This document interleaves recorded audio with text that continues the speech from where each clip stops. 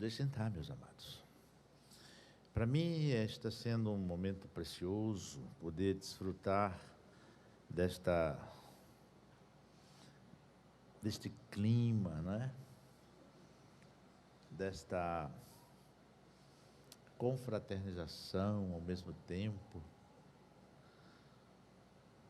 deste momento de respeito, de amor, de fraternidade, de crescimento. E a única diferença é que os irmãos estão na primeira classe, né? E eu estou aqui no vagão de carga, só. Mas estamos no mesmo trem, né? E se os irmãos quiserem saber o que é que eu estou dizendo, quando chegar a sua vez, o irmão vai entender. Entenderam?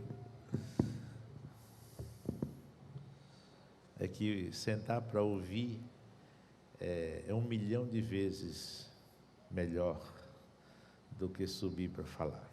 Essa aqui é a verdade. Meus irmãos,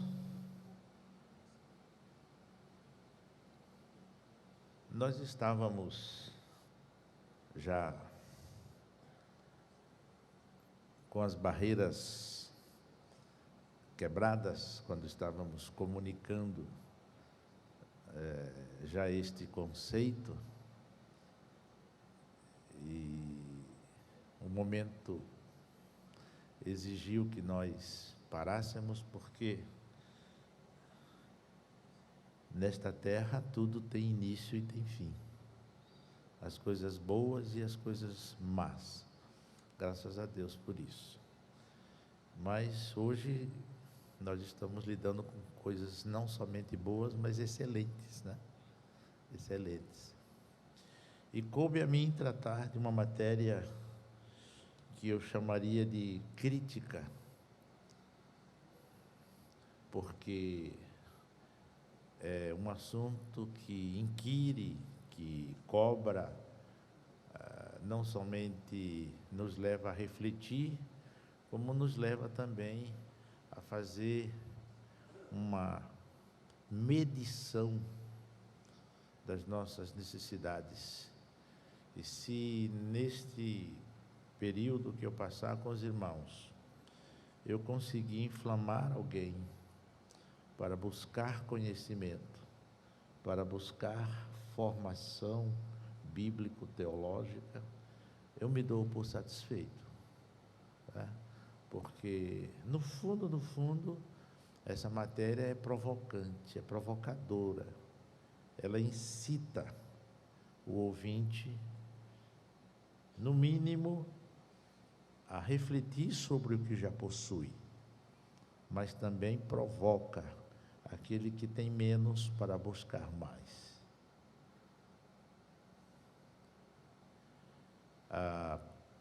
Jesus mesmo disse que não conhecer as Escrituras é mais que um equívoco, né? É um erro. Ele disse: errais por não conhecer as Escrituras, né? Ele também fala do poder de Deus. Eu até queria dissociar aqui o poder de Deus das Escrituras, mas às vezes, por falta de uma formação adequada, nós manipulamos o poder de Deus, ou o título poder de Deus, para satisfazer as nossas manias de falsidade cristã, e às vezes muitos de nós queremos provar que somos mais crentes do que aqueles que são mais maduros, porque na concepção dos neófitos, falar em línguas, gritar, pular, aplaudir e coisas semelhantes está em voga, né? E isso nivela eles por cima, ao passo que aqueles que são mais ponderados, são mais sedimentados nas suas convicções, na sua maturidade cristã, no seu conhecimento teológico. Então, para aqueles, esses são frios, são desviados, né? São pedantes, quando na verdade há um equívoco muito grande, né? Mas Jesus disse: errais por não conhecer as Escrituras e nem o poder de Deus, porque julgais nelas ter a vida eterna, e são elas que de mim testificam. Tá? Eu parei aqui por falta de tempo, não diria, porque o momento chegou.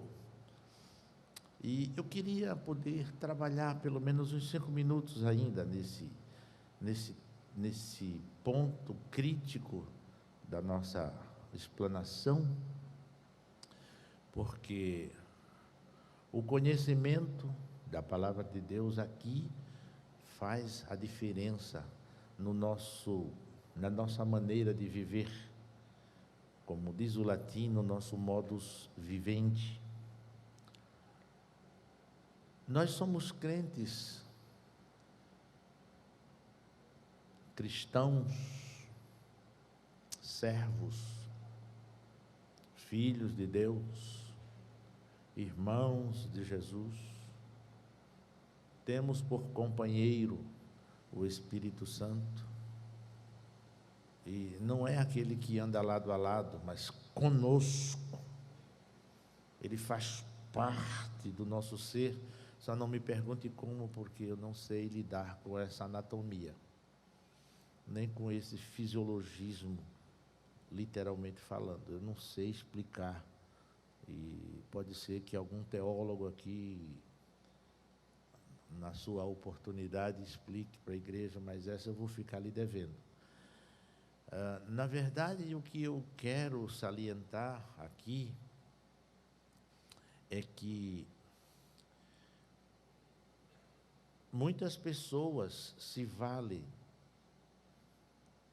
do perfil funcional, do perfil ativo do Espírito Santo para estabelecer seus próprios conceitos, equivocados, certamente, e ao invés de se sentirem usados ou se permitirem ser usados pelo Espírito Santo, usam o Espírito Santo ou o seu próprio nome para suas crendices, para suas formas, às vezes absurdas, em nome de uma vida espiritual, em nome de uma vida mantida, controlada e dinamizada pelo Espírito de Deus. E para estes, que eu espero que não estejam entre nós, oxalá estivessem, que seria um excelente momento para aprender um pouco, né? Para estes é que existe portas e portões abertos para que tenham um pouco mais de conhecimento por meio dos cursos que a igreja oferece, porque o conhecimento sedimenta emoções, o conhecimento dá perícia, e às vezes perícias de autocirurgia. É aquela cirurgia, como a gente diz na teologia, faça você mesmo, porque há coisas que nem mesmo Deus faz, para que possamos nos separar de certas crendices, de certas anomalias espirituais, e que em nome do Espírito Santo se faz o que não deve e o que não tem respaldo bíblico. Então, por outro lado, tem também aqueles formalistas, e isso acontece geralmente nos irmãos que fazem da nossa igreja, né, um museu, e vai viver da história da igreja, da cultura da igreja, do perfil da igreja antepassada, e quer atualizar-se nesse contexto, às vezes não só passado, mas retrógrado, né? E não só retrógrado, mas também atípico aquele perfil que a nossa igreja estabeleceu à luz da Bíblia, para que a igreja possa crescer com maturidade e com dinâmica respaldada pelos princípios e padrões da teologia. Tomara que eu esteja sendo claro com os irmãos. O que eu quero, em outras palavras, dizer é que nós temos 3 tipos de pessoas na nossa comunidade evangélica da Assembleia de Deus. Vamos partir dos equilibrados, dos sensatos, dos coerentes, dos submissos, dos sedentos por mais conhecimento, dos maduros. Aqui está o ponto de equilíbrio. Mas, para um lado, nós vamos ter aqueles rígidos, aquela estrutura sem articulação, sem mobilidade. Assim foi que eu nasci, assim eu conheci, dessa situação eu não mudo, desta postura eu não mudo, vou para o céu desse jeito. Às vezes aprenderam que certas coisas não são pecado e certas coisas são pecado. Então, o primeiro grupo é aquele para o qual tudo é pecado. A única coisa que não é pecado é jejuar, orar, dizimar e vir para o culto. Não é?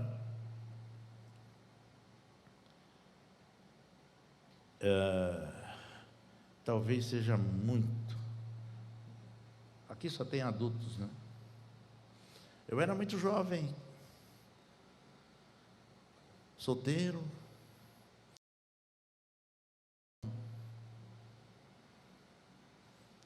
num culto de doutrina, rasgou o verbo assim, e disse: meus irmãos, eu sou casado há 15 anos e nunca vi minha mulher sem roupa. Então ali ele começou a doutrina dele naquela noite. Então aquilo gerou uma expectativa, uma inquietação, e todo mundo, quando olhava para ele, disse: olha, aquele é o obreiro que nunca viu sua mulher sem roupa. E aquilo foi pegando, criando proporções, e alastrou-se pela igreja fora. Aquele é o obreiro que nunca viu sua mulher sem roupa. Resultado: a primeira vez que ele viu uma mulher sem roupa, adulterou com ela. Não é? Então, esse é um extremo para o qual eu desaconselho a igreja. Nós precisamos ser sensatos, coerentes, equilibrados, adequados. Nós precisamos ter a Bíblia como nossa regra de fé. Mas tem um outro lado, que também é uma excentricidade. É aqueles para os quais nada é pecado. Estamos já numa época de modernidade, né? Já estamos na época do pós-moderno, e nós temos que acabar com essa crendice, com esse jeito macabro de ser cristão. Nós temos que viver a vida assim que Deus nos deu ela para viver. Vamos viver da forma como ela se manifestar. E aí nós podemos cair no formalismo, não só sob o ponto de vista de comportamento entre pessoas de sexos opostos. Eu estou de sexo oposto. O que eu estou dizendo é que o formalismo entra aqui também. Ele faz parte disso aqui, né? Tanto para um lado quanto para o outro. E o formalismo, quando ele tende para o mundanismo, para o materialismo, para a plasticidade teológica, onde se pode encontrar um amparo para as nossas deformidades, e o Evangelho que se ajuste, o Evangelho que, se quiser, me ajuste nesse contexto, mas eu não pretendo mudar, porque afinal de contas a igreja é um lugar onde nós podemos ser consertados, e a igreja terá que me aceitar como eu sou. E é em função disso que aparecem as soluções dentro do centro da teologia. Nós precisamos aceitar a correção, os ajustes, a moldagem que a própria palavra de Deus estabeleceu e continua estabelecendo. Nós precisamos aceitar correções, aconselhamentos, nós precisamos atentar para todos os discursos. Desculpe eu usar essa palavra discurso, porque nós estamos numa sala de aula. Eu não quero me sentir nesse momento num púlpito. Neste momento eu preciso me sentir numa sala de aula, porque se eu falar aqui de pregação, daqui a pouco tem gente falando em línguas estranhas, e eu não sei se de fato é tão conhecida essas línguas, né? Sem, contudo, querer ridicularizar ninguém. Mas eu quero chamar os irmãos para uma realidade de sala de aula. Eu estou querendo chamar os irmãos para uma reflexão teológica. Nós precisamos entender que, muitas vezes, nós não nos damos conta de que estamos nos desviando do centro. O centro é aquela boa, perfeita e agradável vontade de Deus. Ora, nós nos desviamos para um enrijecimento. Ora, nós enveredamos para um mega e largo caminho que nos dá a liberdade de pensarmos como queremos, de agir como queremos, e a Bíblia que se preocupe de se ajustar à nossa maneira de ser e de viver. E muitas igrejas, igrejinhas e igrejolas estão neste caminho. E algumas outras na direita, onde tudo é pecado, onde só o Espírito de Deus é quem manda, e o homem que Deus levantou não manda. Mas nós não temos tempo para isso. Que o Senhor nos ajude a entender, porque nós estamos num curso de curtíssima duração. Então, nós não temos tempo para desenvolver um pensamento. Nós temos que passar por eles ponto a ponto. Agora, nós queríamos falar sobre o ativismo religioso e o individualismo. Nós precisamos entender o seguinte: isso é um perigo de grandíssimas proporções. O ativismo religioso quase sempre é a resultante de uma fuga.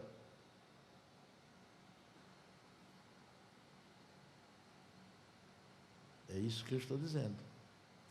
O ativismo religioso é quase sempre uma fuga de uma vida contrita com Deus, de uma vida de responsabilidade, de uma vida de seriedade, de tal forma que a ocupação desta pessoa tem como prioridade fazer com que a sua mente não tenha conteúdo para administrar à luz da palavra de Deus. Então ele vai se envolver, mesmo com as coisas santas da igreja, mesmo com o santuário, mesmo com o púlpito, ele vai se ocupar. Porque quanto mais ele estiver envolvido, menos ele vai se sentir cobrado das suas mazelas e das suas, às vezes por ignorância e às vezes por determinação. Ele tem suas mazelas guardadas e a terapia dele é se ocupar nas coisas e na casa de Deus. Às vezes por ignorância. É importante se ocupar nas coisas de Deus, porque é mais fácil se ocupar recebendo tarefas do que se dedicar a aprender com responsabilidade, tendo a quem prestar contas por meio das suas provas. Estou falando de um curso. É muito mais fácil se ocupar e fazer, e fazer, e fazer, e fazer. E aí eu entro naquela filosofia bíblico-teológica. O fazer sem ser é uma falácia. Ser sem fazer é uma desgraça. E o fazer sem ser é uma falácia. Aí eu volto. Errais por não conhecer as Escrituras, nem o poder de Deus. Porque são elas que de mim testificam, e julgais ter nelas a vida eterna. Então, sempre que alguém só goste de fazer, mas não goste de ouvir, não goste de aprender, não procura ninguém para saber um pouco mais, cuidado, pode ser alguém correndo grandes riscos. Certamente, alguns líderes aqui já identificou alguém, já ou não? Não precisa me responder. Mas como responsável por sua vida espiritual, corra atrás. Diminua sua lide, suas responsabilidades com o fazer. Traga-o para perto e verifique se de fato ele não é um daqueles que nos dias do culto do ensino não estão presentes, porque está ocupado. Porque ocupado não ouve, não ouvindo não precisa mudar. Não gostaram, não? Não gostaram, eu já vi que não gostaram. Mas isso é uma realidade. Eu estou falando de coisas autênticas.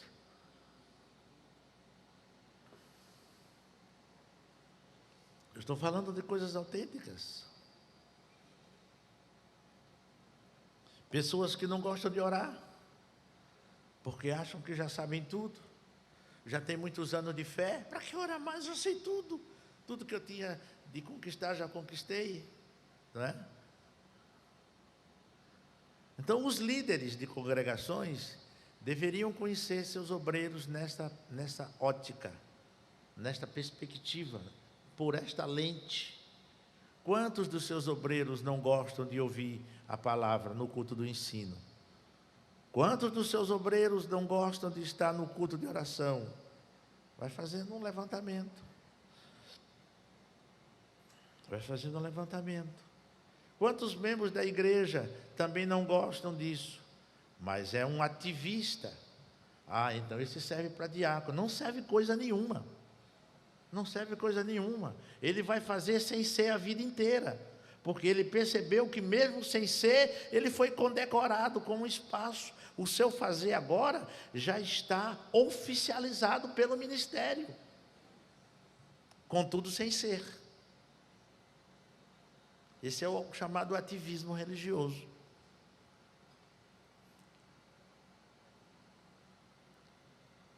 Provavelmente, eu continuarei amanhã com tudo isso.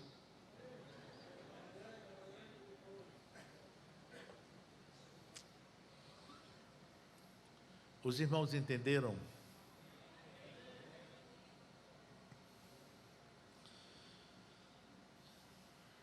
Leia comigo. Muitos formados em igrejas priorizam estas formas e estruturas e tendem a fechar os olhos aos valores essenciais da vida cristã. Então, eu acho que isso agora ficou bem claro, né? Depois que eu disse por antecipação o que esse texto curto contém. Está claro? Agora, eu não vim aqui para autorizar os irmãos a ficar com o binóculo detectando, aquele é um dos tais. Esse está no perfil do que o pastor Eliezer falou. Pelo amor de Deus. Ninguém está autorizado a fazer esse tipo de coisa. Tá? Agora nós vamos entrar na essência da matéria. Como e quando se dá início à educação?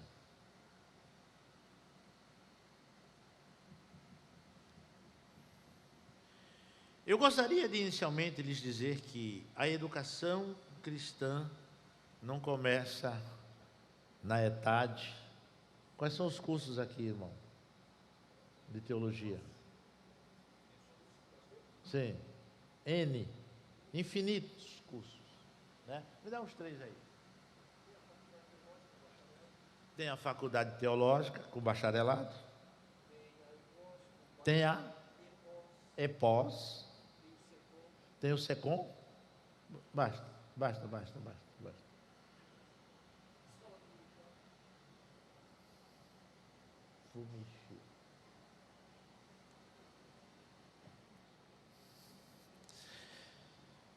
Alguém pode dizer assim, mas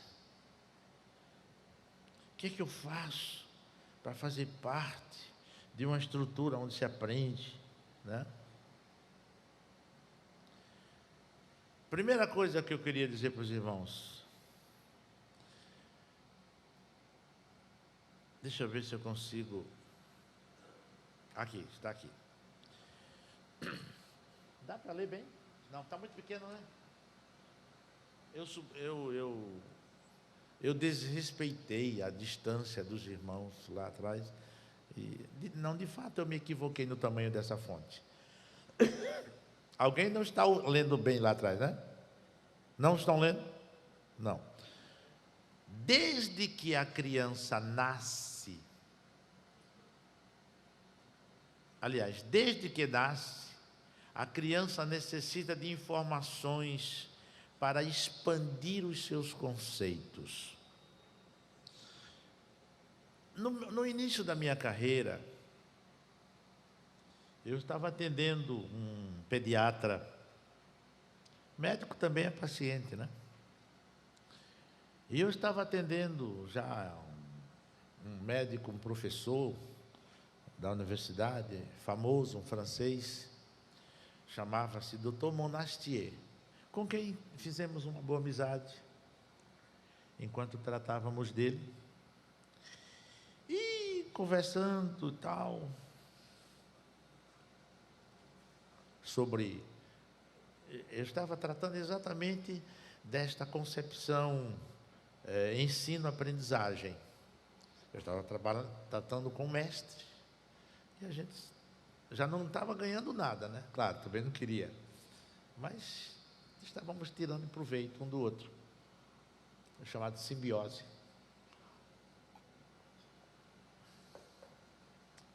E daí eu disse, conversando, ele fez, olha, eu vou te contar uma coisa. Eu estava atendendo uma paciente, aliás, eu estava atendendo um paciente, uma criancinha, e a mamãe me fez uma pergunta. Disse, Dr. Monastier, ele me dizendo, a partir de quando que eu devo ensinar o meu neném as coisas? Ele sabia a idade do neném porque era seu paciente. Ele disse, quantos meses mesmo tem seu neném? Disse, 6 meses só. 6 meses só. Pois bem, então você está atrasada com ele faz 6 meses.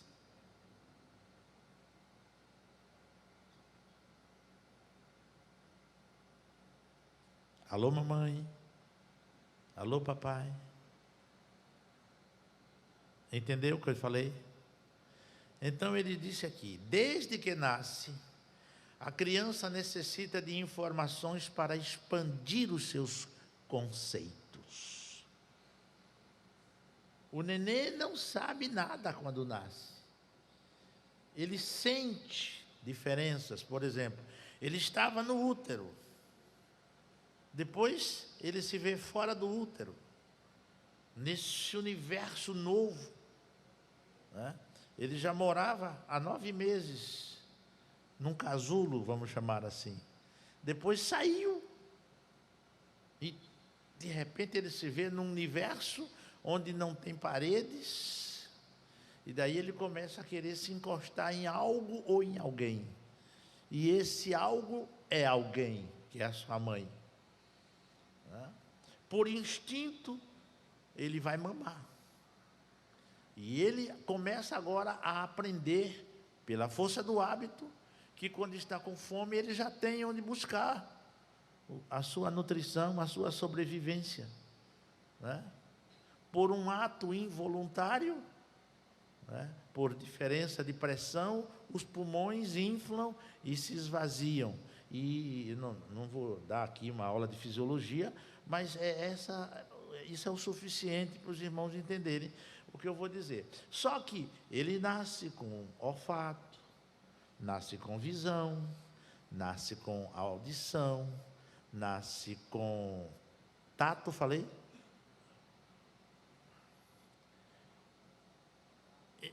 Então, ele nasce com os sentidos. E é por meio desses sentidos que a criança aprende. Aprende.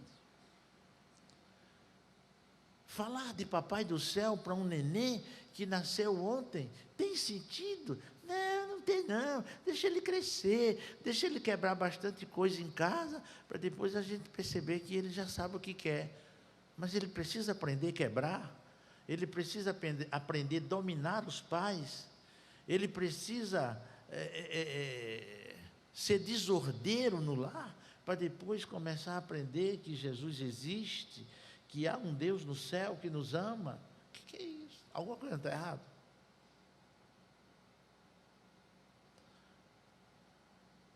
Então, aqui começa a educação cristã. Nenê nasceu, abriu-se uma escola de educação cristã. Seu lar é uma escola de educação cristã. Como é duro para os professores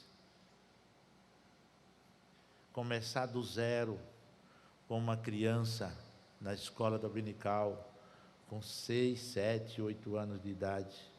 Porque muitos pais deixam de vir para a igreja, porque não querem trazer as crianças, porque se incomodam com a criança e porque acham que a criança incomoda a igreja.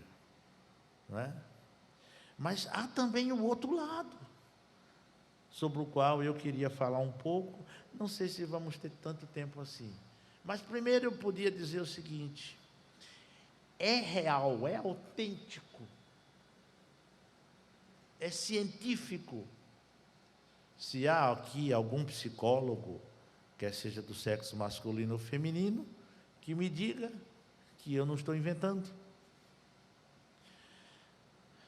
Existem duas palavras por meio das quais se educa uma criança,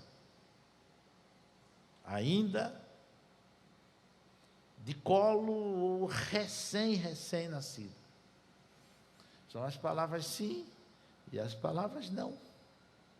Mas ele entende português, quer seja português, quer seja inglês, quer seja hebraico, quer seja grego, quer seja latim, a língua morta, quer seja qualquer idioma, francês, espanhol, não importa, ele vai aprender no seu idioma, naquele com o qual ele vai se relacionar com a mamãe e com o papai. Porque estas duas palavras determinam o conceito do permitido e do proibido.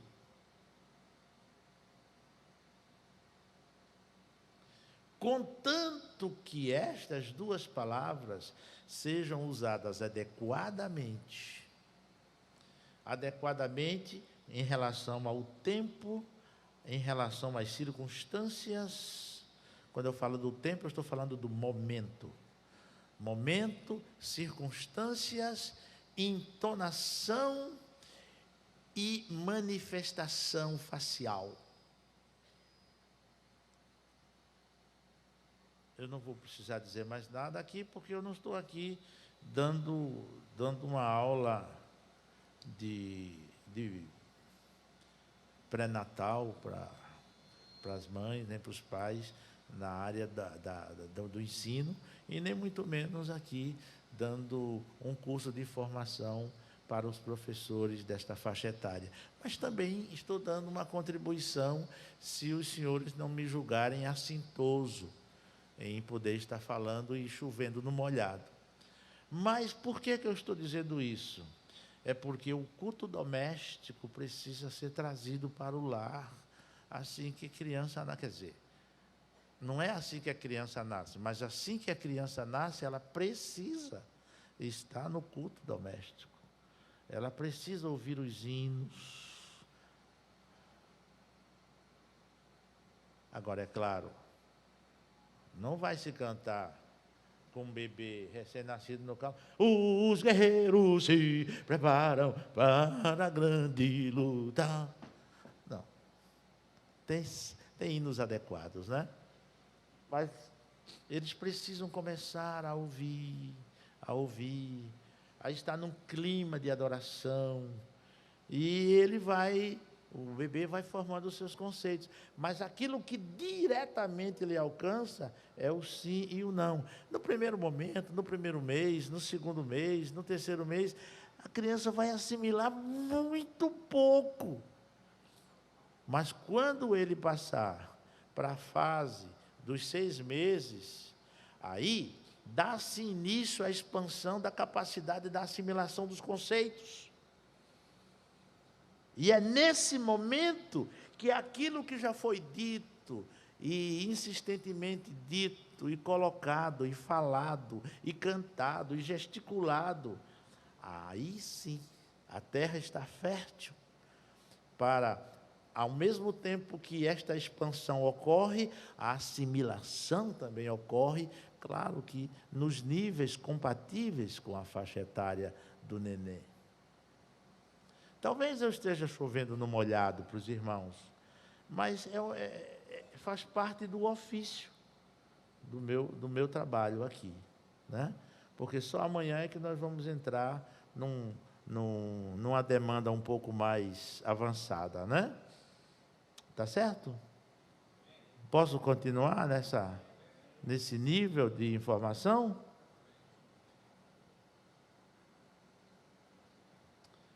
E a partir de 1 ano, quer dizer, já se foram 2 módulos, né? De 0 a 6 e de 6 aos 12 meses. E a partir de agora, a criança já pode assimilar informações, diga comigo, com explicações. Com explicações. Agora, alguém pode dizer, mas como que eu vou fazer isso? Pergunte para a mamãe que ela sabe. Porque Deus, na sua maravilhosa formação do universo, Ele capacitou a mamãe para entender seu neném. As mamães que o digam. Sim ou não? E as mamães têm certeza que seus filhos lhe entendem? Ah, entendem. Quantas mamães estão aqui que concordam comigo? Levante a mão. Ah, tem algum psicólogo aqui entre nós? Ou psicóloga? Gostaria que tivesse, porque daí eu iria estar mais respaldado ainda, né? Então, eu gostaria muito, mas muito, que os irmãos assimilassem isso aqui, não porque eu esteja dizendo, mas porque a informação é preciosa. Isso aqui é uma pepita de ouro. Eu não sou autor disso aqui, e por isso eu me sinto à vontade para dizer, isso é uma pepita de ouro. Nós temos grandes exemplos bíblicos da educação doméstica. Os senhores sabem que Deus chamou Abraão para uma missão singular. Todos conhecem a sua história. Os senhores também sabem que, num dado momento da adolescência de Abraão,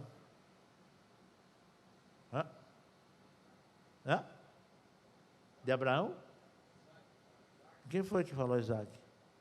Sabidinho, é isso mesmo.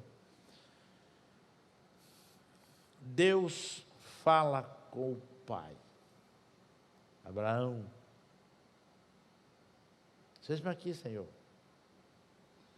Toma o teu filho. O teu único filho. E oferece-o a mim.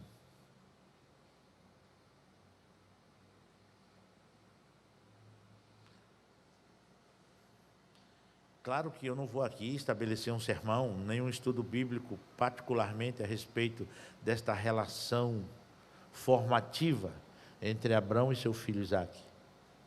Eu quero extrair aqui uma pérola da educação, da formação espiritual.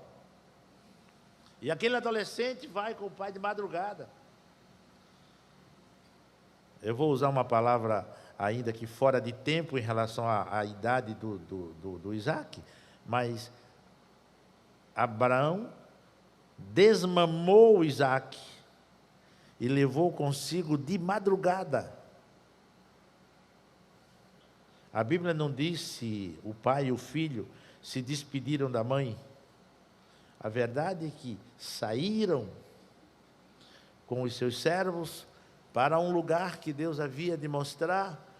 Também não está em questão. O que está em questão aqui foi uma pergunta. Foi uma pergunta. Uma pergunta que arremata. É uma pergunta que é uma chancela.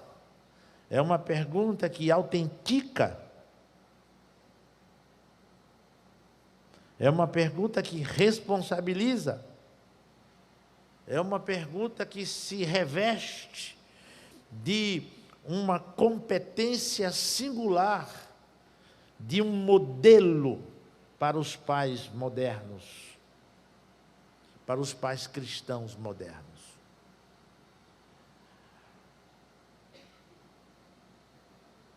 Abraão chega no lugar da adoração, do sacrifício, monta o altar, organiza a lenha, levava consigo fogo, e Isaque, vendo tudo aquilo, de repente, ele sai com aquela. Eu faço questão de jogar isso assim, de forma meio irreverente, para provocar sua reflexão. De repente ele sai com aquela, paiê, como se fosse carioca, né? Paiê, eu estou vendo aqui o altar, eu estou vendo a lenha, eu estou vendo o fogo, eu estou vendo o cutelo, mas tem um negócio aqui que está me... Pai, eu estou curioso.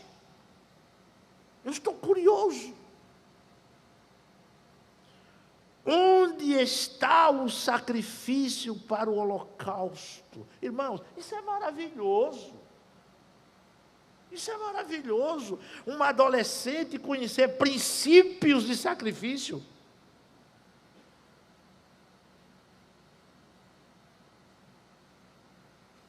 Se fosse lá no Paraná, eu diria, onde é que aquele piá aprendeu isso?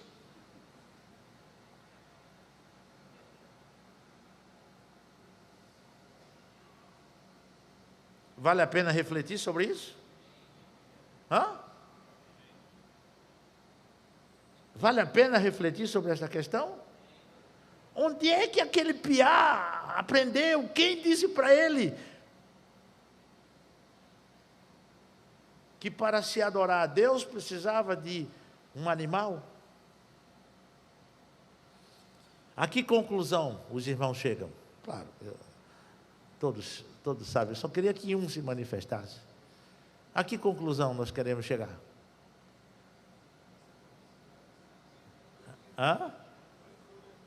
Educação espiritual. Relação com Deus ensinada no lar.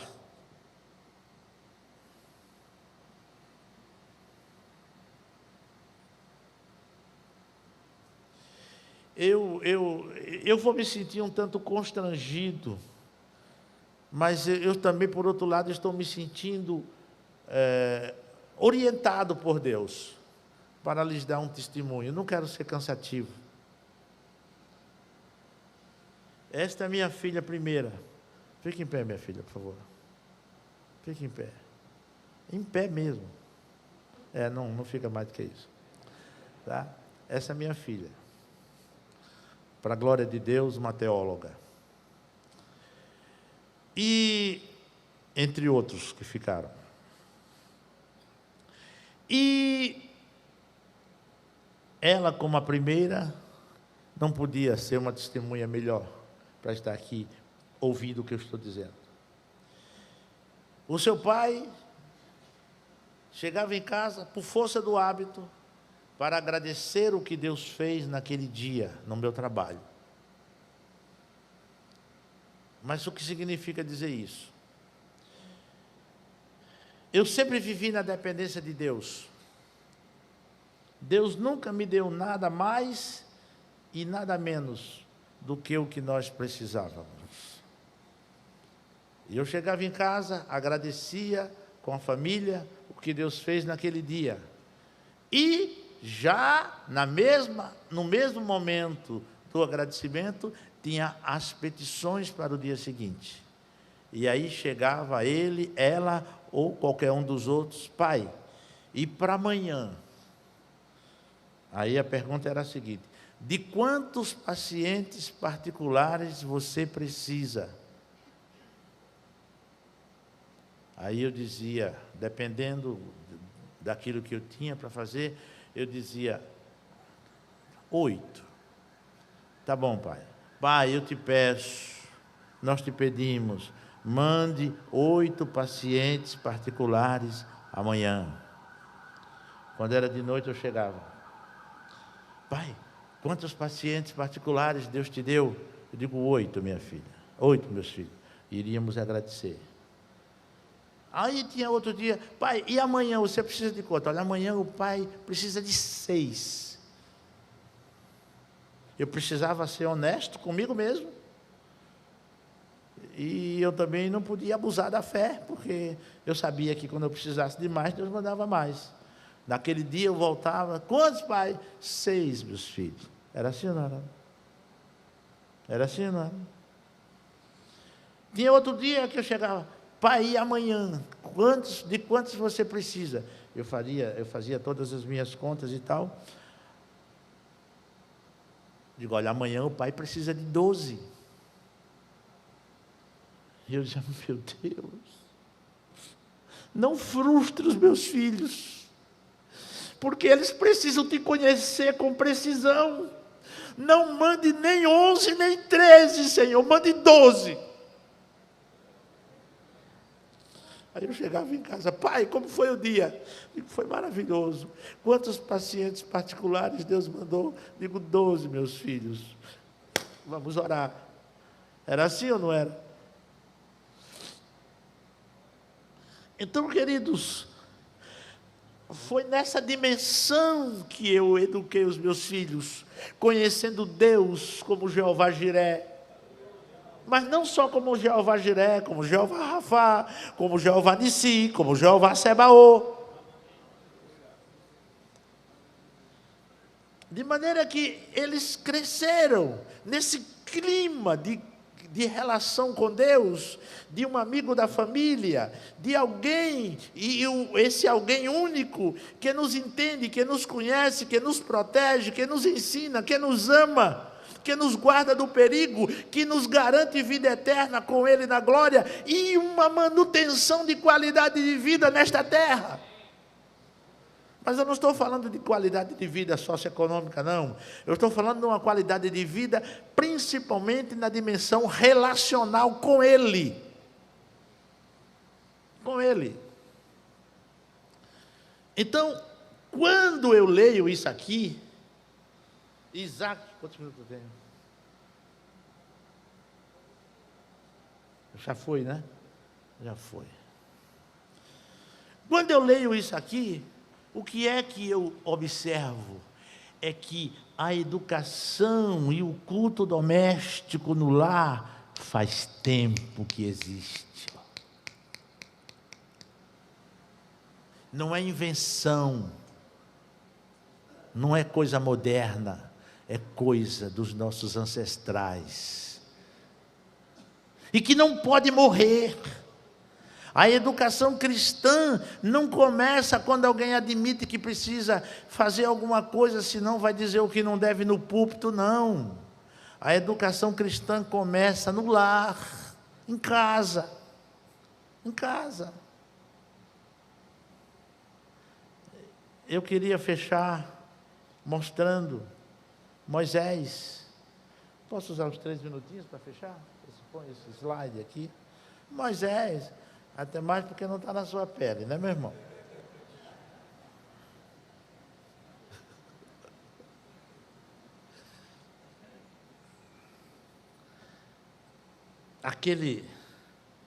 Aquela menina chamada Míriam.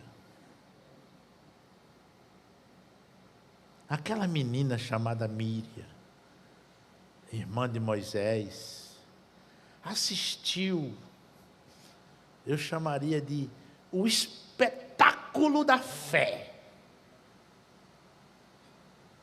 Ao assistir todo aquele arsenal de cuidados, de construção de um projeto, de jogar Moisés num cesto, Rio Nilo abaixo. E Míriam contemplando aquilo por trás das folhagens.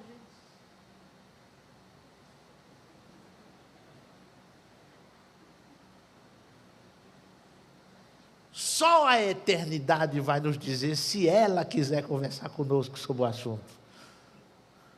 O que se passou no seu coração? Quantas emoções! E o vento soprando a favor de Moisés, para se encontrar com uma menina que, ao mesmo tempo, sentiu um calor fora do comum, a ponto de tomar banho no rio Nilo.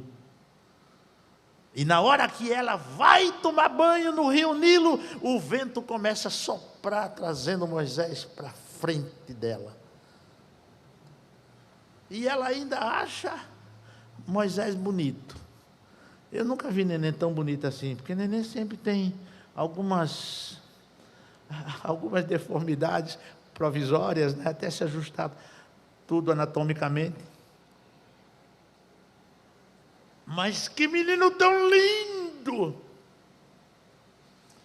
Era o projeto de Deus, porque Deus sabia que encontraria na sua casa um casal responsável que lhe daria a formação espiritual para ele enfrentar o mundanismo do palácio mais tarde.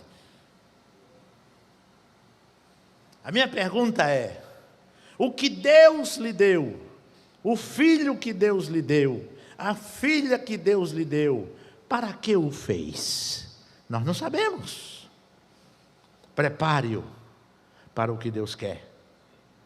Eduque-o para o que Deus quer. E não perderás por esperar. O tempo não permite mais. Amanhã a gente dá continuidade.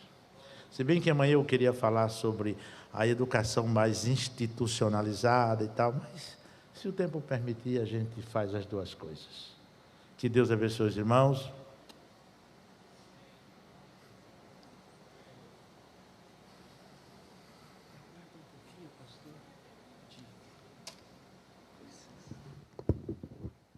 Vamos ficar de pé, irmãos? Eu estava ali pensando, quem sabe temos pais aqui que deram uma olhada para trás e disseram: já estou perdendo tempo, já perdi tempo na educação dos meus filhos, já há algum tempo deveria ter começado. Você pode iniciar hoje. O Senhor pode restituir aquele tempo que você perdeu. Você deseja isso? Levante a tua mão e eu vou pedir ao pastor Eliezer orar por você, para que esse tempo seja reconstituído por Deus lá no teu lar. Com muito prazer. A esta altura, o irmão, a irmã é nosso convidado. Venha aqui que nós oraremos por sua vida. Não há nenhum demérito, não é vergonhoso, ninguém vai lhe cobrar por isso. Mas nem tudo está perdido quando se tem a Deus como nosso socorro.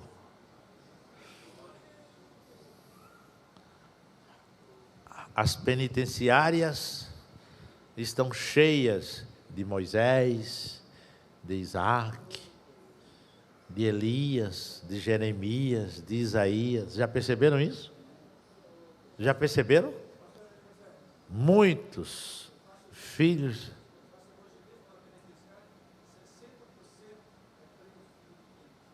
60% dos presidiários que o irmão conhece são filhos de crentes.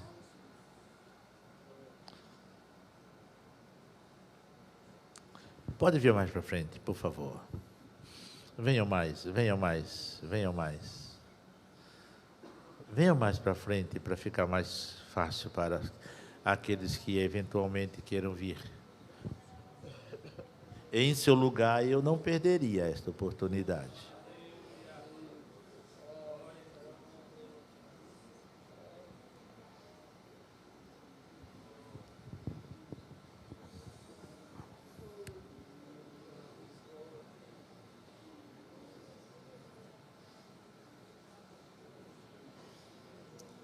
Glória a Jesus.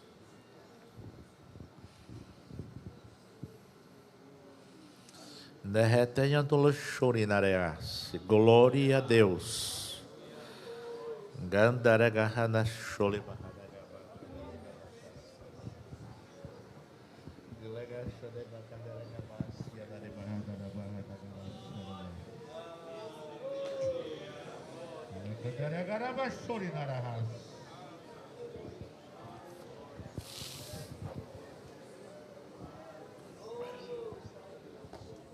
Vamos orar.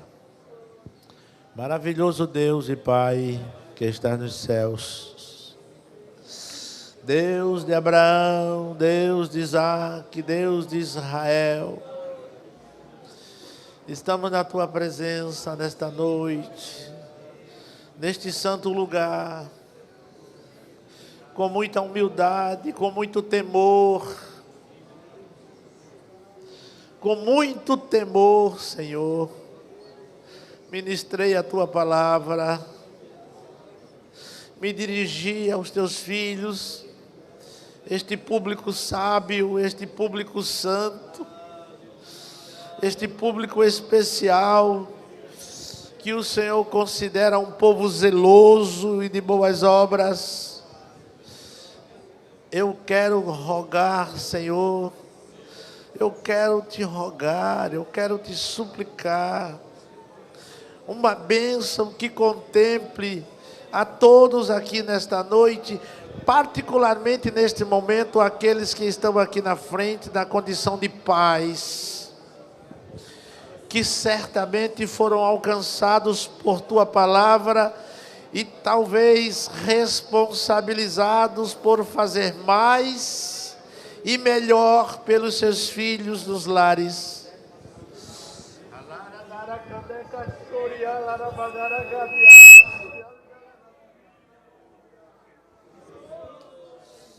Senhor, nós sabemos que o Senhor não nos reúne sem propósitos. O Senhor tem finalidades específicas e especiais para acontecimentos desta natureza e desta magnitude, Senhor. Senhor, eu estou seguro de que o Senhor está ganhando com isto nesta noite. O teu reino ganha com isto nesta noite. O futuro desta igreja ganha com isto nesta noite. As famílias desta igreja ganham com isto nesta noite. E eu me sinto, Senhor, um humilde e um pequeno partícipe neste processo.